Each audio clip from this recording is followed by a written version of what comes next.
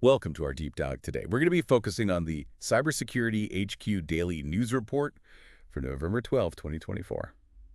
You know, there's so much happening out there in the cyber world, it's really tough to stay on top of it.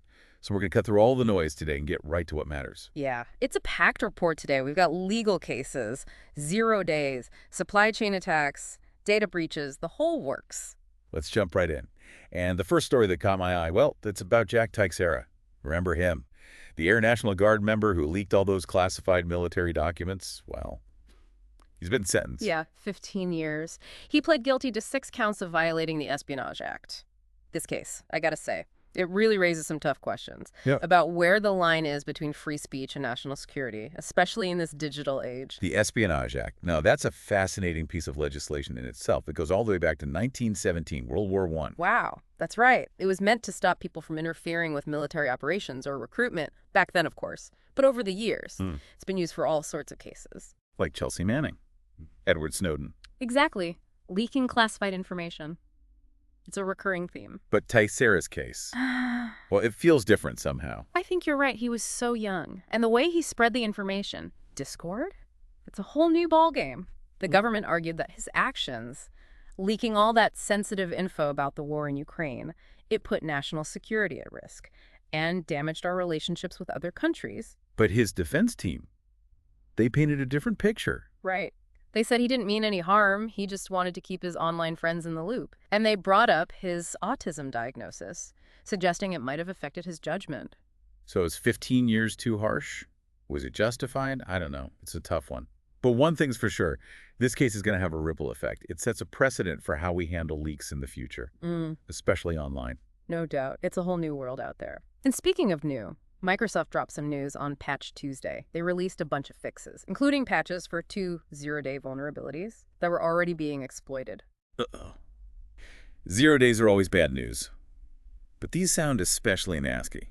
Can you break it down for us, for those of us who need the technical details? Sure. So the first one, CVE 2024-49039. It's a privilege escalation vulnerability in the Windows task scheduler, basically. It lets a low-privilege application get higher-level access, which could compromise the whole system. And the second one? CVE 2024-43451. This one could disclose a user's NTLM-v2 hash, which is used in authentication. So an attacker could snag that hash, and then what? They could potentially do a pass-the-hash attack, impersonate a legitimate user, get access to sensitive stuff without even knowing the user's password. That's scary. Imagine them getting into a domain administrator account. Exactly. Total chaos. And to make matters worse, Microsoft isn't giving us a lot of details about these exploits or indicators of compromise. Yeah. They're playing it close to the vest, probably trying to prevent copycats until everyone's patched up. Understandable, but still a little frustrating. But hey, it wasn't just Microsoft patching things up. Adobe got in on the action too. Right. They pushed out fixes for a bunch of critical flaws across their whole product line. Those creative and design tools, they're always a target. They are. Commerce, Photoshop, InDesign, all affected. So if you use those, update ASP. Now, let's talk about some familiar faces in the cybercrime world.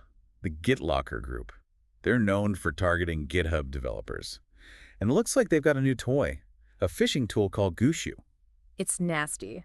This thing automates phishing attacks against GitHub users, especially developers.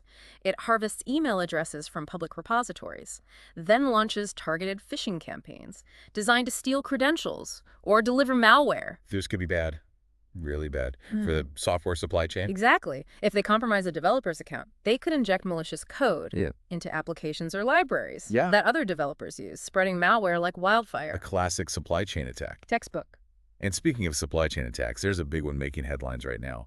Ahold Delhaize, the Dutch food retail giant. They got hit by a cyber incident. Yeah. They operate a bunch of well-known supermarket chains in the U.S. Giant Food. Hannaford. Stop and Shop. They've had to take some systems offline. Ouch. Any word on what happened? Details are still scarce, but a lot of folks are thinking ransomware. Makes sense. It's becoming the go-to attack these days. It is, and it's not just businesses. They're hitting critical infrastructure, supply chains. It's causing major disruptions. Speaking of disruptions, SAP released some security updates to address a high-severity vulnerability. What is it this time? It's CVE 2024-4759, a cross-site scripting flaw. in their SAP web dispatcher component. Cross-site scripting, that's a classic. It is. An attacker could inject malicious code into a website, hijack user sessions, steal sensitive information. And SAP systems, they're used by tons of big companies. So this could have a big impact. Huge. Oh, and they also updated a security note for a previous vulnerability, CV 2024-39592 in SAP PDCE. It never ends. It's a constant game of cat and mouse. It is. Now, let's move on to our data breach roundup. First up, Form I-9 compliance. They got hit pretty hard. Yeah, over 190,000 people affected. Names, social security numbers, all sorts of sensitive stuff. That's a goldmine for identity thieves. Absolutely. Next up, hot topic. The fashion retailer. The one and only. What happened there? Massive data breach. Hackers allegedly stole 57 million email addresses, along with names, addresses, and other sensitive info. Wow, that's a lot of data. And get this, the attackers demanding a ransom from both the company and the people whose data was stolen. Double extortion. It's becoming more and more common. It is. It puts so much pressure on the victims. You bet. Now, there's also been some chatter about Amazon employee data being leaked. Really? Yeah, but it doesn't look like a direct breach of Amazon systems. So what happened? Seems like it's connected to that MoveEat hack from last year. Ah, the one that hit that third-party property management vendor. Exactly. They handled some Amazon employee data, and that's what got leaked. So it's a supply chain attack? Yep. Coming back to haunt them. It just goes to show, even companies with strong security can be vulnerable if their partners aren't as careful. It's a reminder that we're all connected in the digital world. We are. Now, let's talk about some good news for a change. Apple's introduced a new security feature in iOS 18.1. Oh. It automatically reboots locked devices after a few days of inactivity. Interesting. It's designed to enhance data protection by wiping sensitive information from memory. Makes sense. Even if a device is locked, attackers can still sometimes get data if they have physical access, especially if it's been unlocked recently. Right. This new feature adds an extra layer of protection. I like it. And it's probably connected to those reports earlier this year about iPhones mysteriously rebooting themselves while in law enforcement custody. Ah, yes. There are all sorts of theories about that. Right. Like maybe the devices were communicating with each other. Yeah. Or being remotely wiped. But it sounds like it was just a bug in iOS 18. Yeah. This new feature, it's intentional. A security enhancement. It's good to see Apple taking security seriously. They've made some big strides. They have. Now, let's talk about the Tor network, a vital tool for anonymity and privacy online. Absolutely. But it's been under attack. What happened? An IP spoofing attack, targeting Tor directory authorities. Those are the ones that maintain the list of Tor relays. Right. So what did the attackers do? They used spoofed SYN packets to make it look like Tor relays were doing port scams. Which is often seen as suspicious activity. Exactly. It triggered abuse complaints Yeah. and took some relays offline, disrupting the network. IP spoofing. It's a tough one to defend against. It is. Makes it hard to trace the attackers. It does. And the motives behind the attack? Well, we can only speculate. Could be government actors trying to disrupt Tor usage within their countries. Or other groups who benefit from a less private internet. It's a battle for the future of online privacy. It is. Now, let's shift gears to election security.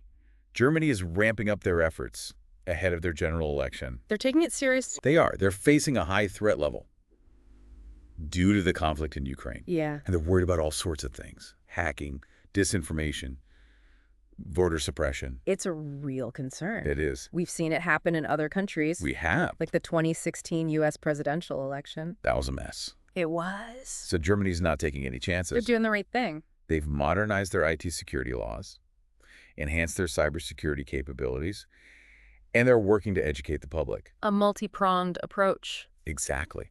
Because election security isn't just about technology. It's about awareness and building trust. You got it. Now, let's get back to browser security. There's a new Google Chrome drive-by attack making the rounds. What's this one called? It uses something called the Evil Code Editor to bypass Chrome's security and potentially execute code on a user's machine. Drive-by downloads are a constant threat. They are. Can you explain how they differ from traditional malware downloads? Sure. With a traditional download, you usually have to do something. Click a link, open an attachment, something like that. Yeah. But with a drive-by. They exploit vulnerabilities in your browser or plugins to infect you without you even knowing. Sneaky. Very. So how does this evil code editor attack work? Well, first, it bypasses Chrome's block list. Yeah. The feature that prevents known malicious websites from loading. Right. Then it uses the File System Access API. What's that? It's a feature that lets websites read and write certain files. On your computer. Yeah. And by exploiting a flaw in this API, the attacker can get write access to critical system files. Yikes. Yeah. So they can run their own code. Potentially. But it still requires some user interaction, right? It does. The user has to grant the website write access. But attackers are good at tricking people. Oh, yeah. They can make it seem like you need to grant access for the website to work properly. It's a reminder that we always have to be careful. Always. Now, let's talk about a critical vulnerability in Veeam backup and replication software. It's being exploited by a new ransomware variant called Frag. Oh, no. Not Veeam. Yep. It's CVE 2024-40711. And it's a big one. Veeam's used by so many companies for data backup and recovery. I know. What makes this vulnerability so dangerous? It allows for remote code execution. Oh, man, that's bad. It is. An attacker could gain access to a company's backup server, encrypt all the backups, and then what? Game over. No way to restore the data. Even if the original systems are fine. It's a nightmare scenario. It is. And this vulnerability affects versions 12 and earlier, which are widely used. So patching is crucial. Absolutely. But it's not always easy, especially for large organizations. I know.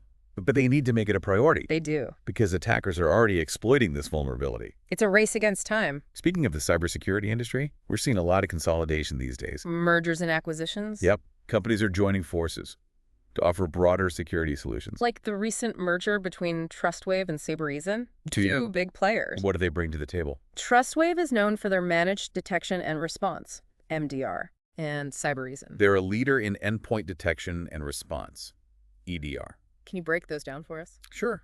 MDR is like having a security guard for your network. A third-party provider monitors your systems 24/7, looking for threats and responding to incidents. In EDR. That focuses on protecting individual devices, like laptops and desktops, detecting and responding to malicious activity on those machines. So by merging, Trustwave and Cybereason can offer a more complete package. Exactly. They can cover both the network and the endpoint. And I think we're going to see more of these mergers in the future. I agree. The cybersecurity landscape is getting more complex. Companies need a wider range of solutions. They do. Now, let's talk about something that's vital to our everyday lives. Cybersecurity for the power grid. It's more important than ever. It is. We're modernizing the grid, making it more efficient, more reliable, more sustainable. But also more vulnerable. Exactly. All those digital systems, all that connectivity, it creates new attack surfaces. And we've seen what can happen when those vulnerabilities are exploited. Like the Stuxnet worm. That hit Iranian nuclear facilities back in 2010. Or the attacks on power grids in Ukraine and India. It's a real threat. It is. So how do we protect the grid? It's a multi-layered approach. We need technology, like firewalls, intrusion detection systems, encryption, secure authentication. And we need operational security. Right. Training employees, having solid incident response plans, making sure our supply chains are secure. And we need regulations. Absolutely. Guidelines and standards to ensure a consistent level of security. So it's a combination of things. It is. And we're also seeing new technologies emerging, like AI and blockchain. Those are game changers. How so? AI can help us detect threats faster, analyze massive amounts of data, automate incident response. On blockchain. It can secure data transactions, improve grid resilience. It's encouraging to see these technologies being applied to the grid. It is. Now, let's take a step back for a moment. Okay. The cybersecurity landscape is complex, and it's constantly evolving. That's for sure. But we're making progress. There's a lot of innovation happening. And collaboration. Exactly. Cybersecurity is about people protecting people, That's the bottom line. building secure systems, fostering a culture of awareness, working together. And platforms like Cybersecurity HQ are playing a vital role. Absolutely. We're more than just a news source, We're a community. a community of passionate cybersecurity professionals. Sharing knowledge, insights, best practices. We have a job board that connects talented individuals with exciting opportunities. We publish in-depth reports and analysis. And our weekly newsletter Yeah. is read by over 70,000 cybersecurity professionals. So if you're feeling overwhelmed, or you just want to connect with other passionate professionals, head over to cybersecurityhq.com. we're here to help. And that wraps up part 1 of our deep dive. Stick around for part 2, where we'll continue unpacking the latest developments And their implications for you. Welcome back to our deep dive into the Cybersecurity HQ Daily News Report for November 12th, 2024. Let's get back to that Veeam story, the vulnerability being exploited by the Frag ransomware gang. Yeah, CVE 2024-40711. You mentioned remote code execution. Can you explain that a bit more for those of us who aren't quite as technical? Sure, basically it means an attacker can run their own code on a vulnerable system from anywhere in the world. They don't need physical access to the machine. So with Veeam, companies use it to back up their data. If an attacker gets into the server, They could encrypt the backups, delete them, hold the company's data hostage, demand a ransom to get it back. that's a scary thought. It is. And this vulnerability affects older versions of Veeam, versions 12 and earlier, which are still pretty common. Patches are out there. They are. Yeah. But it's a race against time to get those systems patched. It's more than just patching, though, right? What else can companies do to protect themselves from these attacks? Multi-factor authentication is a must for any critical system, especially backup servers. Makes it harder to break in. Much harder, even if they steal credentials. Network segmentation is also important. Isolate those critical systems, like the backup servers. So if one part gets hit, The rest is protected. and we can't forget about the people, Absolutely. employees need to know how to spot phishing emails and other social engineering tricks. Security awareness training is crucial. People are often the weakest link. Yeah, it's easy to fall for a clever trick. It is. Speaking of things we need to be aware of, let's talk about election interference. Germany is beefing up their cybersecurity for their upcoming election. They're smart to do so. They're worried about all sorts of things: hacking, disinformation, voter suppression. The conflict in Ukraine is definitely a factor. There's a lot at stake. So what kind of tactics are we talking about here? Hackers could try to break into voting systems, manipulate vote counts, sow doubt about the results. That undermines the whole process. It does. They could also spread disinformation online, using social media to sway voters. We've seen this before, haven't we? Oh, yeah. The 2016 U.S. presidential election is a prime example. That was a real eye-opener. It was. So what's Germany doing to protect itself? They're strengthening the security of their voting systems, making them harder to hack. They're also monitoring online platforms for disinformation, working with social media companies to take down fake accounts. And they're educating the public. Right. Encouraging people to be critical of what they see online. It's a good reminder that election security is about more than just technology. It's about building trust in the process. Now let's circle back to browser security for a minute. That evil code editor attack we talked about, the one that exploits the file system access API in Chrome. That's a tricky one. It really shows how important it is to be careful about the permissions we give to websites. People click allow without thinking all the time. Yeah, camera, microphone, location. But in this case, it's write access to the file system. That's a big one. An attacker could modify system files, install malware, steal your data. So what should people do? Be mindful of those permissions. Only grant access to features the website actually needs. And if it seems suspicious, Don't grant access. It's better to be safe than sorry. and keeping your browser up to date.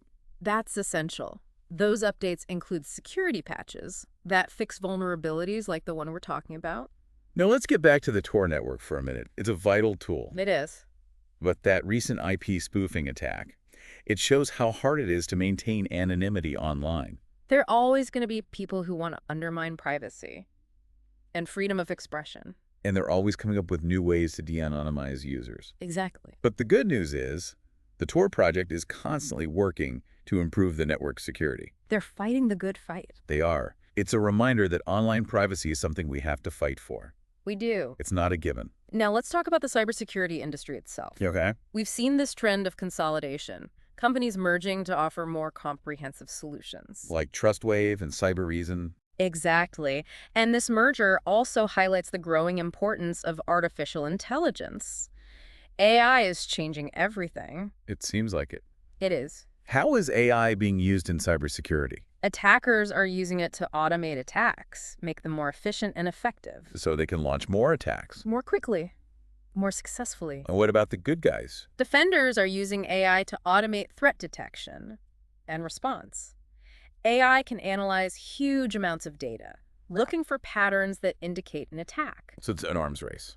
It is. Both sides are trying to use AI to their advantage. Which is why we're seeing mergers like Trustwave and Cybereason. Exactly. They're combining their data sets, their expertise, to develop more sophisticated AI models. And hopefully stay ahead of the attackers. That's the goal. AI is definitely going to play a bigger and bigger role in cybersecurity. No doubt about it. Now, before we move on, Okay. let's zoom out and look at the bigger picture. The trends shaping the cybersecurity landscape. One of the most concerning trends is the increasing sophistication of attacks. Attackers are always upping their game. Makes it harder and harder to defend against. We're also seeing a rise in attacks targeting the software supply chain. Like Movit and Veeam. Right. Attackers compromise a single vendor. And they can reach thousands of organizations. Like the SolarWinds attack. Exactly. It's a nightmare scenario. It is. And then there's ransomware. That's a huge problem. It's become a big business for cybercriminals. They're using double extortion now. Stealing data before encrypting it. Threatening to leak it if you don't pay. It's a very effective tactic. And we can't forget about the geopolitical landscape. Right. Nation-state-sponsored attacks are on the rise. Countries using cyber attacks to achieve their goals. It's a dangerous world out there. It can feel overwhelming. It can. But it's important to remember, cybersecurity is ultimately about protecting people. It is. And the systems we rely on. It's about building a more secure digital world. And knowledge is power. It is. The more you know about the threats, the better prepared you'll be. And that's where Cybersecurity HQ comes in. We're here to help. We provide the information, the resources, the community support to navigate this complex landscape. You've got your back. Stick around for the final part of our deep dive. We'll give you some concrete steps you can take to improve your cybersecurity. Stay tuned. Welcome back to the final part of our deep dive into the Cybersecurity HQ Daily News Report. We've covered a lot of ground today. Ransomware, election interference, exploits, data breaches. It's a lot to take in. It is. But remember, knowledge is power. Absolutely. So let's talk about what you can do to protect yourself. The key is to be proactive. Don't wait for something bad to happen. It's easy to think it won't happen to me, but the truth is, anyone can be a target. That's right. And one of the simplest things you can do is to keep your systems patched and updated. We've talked about so many vulnerabilities today. And in many cases, patches were available, but organizations hadn't installed them. Patching can be tough, though, especially for large organizations. I know. It can be a logistical nightmare. And there are always concerns about compatibility issues. But the risk of being hacked is far greater than the hassle of patching. Agreed. Another important takeaway: strong passwords and multi-factor authentication. Absolutely essential. Weak passwords are a gift to hackers. Use strong, unique passwords for everything. And consider a password manager to help you keep track of them all. Multi-factor authentication is also crucial. It adds an extra layer of security. Even if someone steals your password. This still can't get into your account. We also talked about phishing attacks and social engineering. Be careful what you click on. Be wary of emails that try to pressure you or create a sense of urgency. Some of those phishing emails are incredibly sophisticated. They are. It's easy to fall for them. So stay vigilant and always be skeptical. Don't give away your personal information unless you're absolutely sure it's legitimate. Another key point: back up your data. Regularly. Ransomware attacks, other data loss events. A good backup system is essential, and make sure you test your backups to make sure they're working. Cloud security is also something to think about. More and more organizations are moving to the cloud. It's important to choose a provider with strong security, and you need to understand your own responsibilities for securing your data in the cloud. And finally, stay informed. Absolutely. The cybersecurity landscape is constantly changing. New threats emerge every day. You need to keep up with the latest vulnerabilities, attack techniques, security best practices. And that's where Cybersecurity HQ can help. We're your one-stop shop for cybersecurity information and resources. We have articles, reports, guides. Our job board connects talented professionals with great opportunities. And our weekly newsletter keeps you up to date on the most important news and trends. So join the Cybersecurity HQ community. We're all in this together. And by working together, we can build a safer and more secure digital world. That's a great note to end on. It is. Thanks for joining us for this deep dive into the Cybersecurity HQ Daily News Report. We hope you found it informative and helpful. Stay safe out there.